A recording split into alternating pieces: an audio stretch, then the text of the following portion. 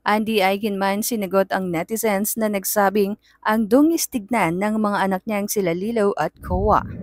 Nagbahagi nga ng maiksing video si Andy Eigenman sa kanyang Instagram account kung saan mapapanood si Lilo at Koa na naglalakad patungo umano sa kanilang school.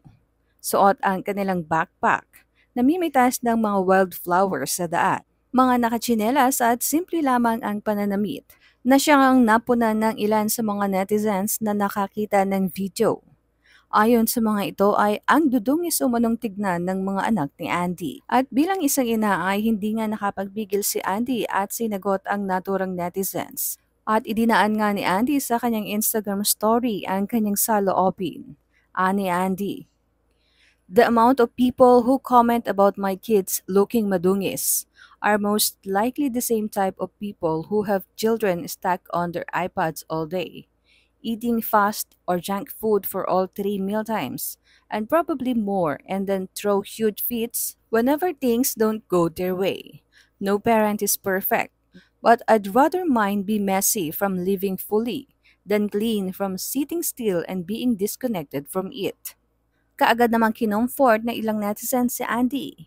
Anong isa, kung may choice lang, mas gugustuhin kong madungis kids ko sa paglalaro sa labas kesa hindi sila nakakalabas ng bahay. Dagdag naman ng isa pa, your kids have the best childhood. Don't mind negative people. Ayon naman sa isa pa, madungis, malakas, masaya. The world is so into aesthetics to the point we dress up our children with dead beige and white palettes. We dress them like they're icons attending the fashion week. I hope this post reminds every parents that kids are kids, messy, full of colors, full of life, and let's not take that away from them. Komento naman ng isa pa. Walking to school and going home is an old, normal childhood way of growing, and be aware of how nature is really important to this kid's daily life. Payo naman ng isa pang netizen. Don't mind them, Andy. I admire how you raise your children. Simple, full of fun, healthy, and active. I prefer that kind of lifestyle for my son.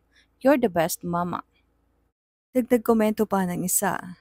Wow, remembering our old days sa province.